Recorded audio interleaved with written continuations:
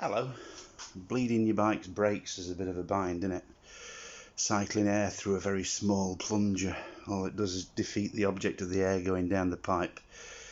So when you pump the lever, all you're doing in effect is cycling little bubbles that just keep rising and falling. So you need to get a greater volume of fluid down the lines to the calipers than your pure poor little master cylinder can pump.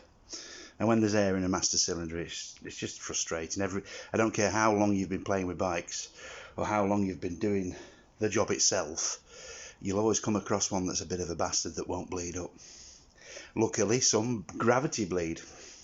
It's physics. Don't know why, just free flowing. But these Suzuki's seem to be that little bit more of a bastard when it comes to getting the air out the system. You can, like I've done, fit a bleed nipple on the master cylinder. Even that won't work sometimes.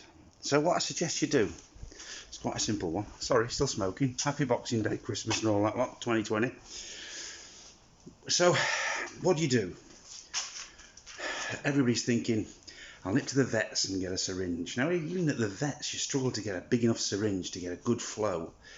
In one hit, straight down that line. Your options are limited, but luckily there's something in your shed, probably at home, that'll do the job. And I don't mean a turkey baster because they're no good, and it won't be in bottom drawer of the bedroom neither, because sex toys generally can't help you bleed brakes up and get you into a lot of trouble if they're found in certain places. But no, get yourself a mastic tube, clean it out completely, strip it, pop the piston out with compressor, and what you have when you assemble it with your fluid in, stick the line up the side of it like that.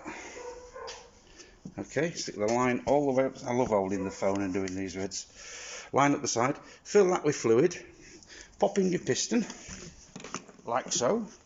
As he drops it on the floor and it rolls around, pop in your piston.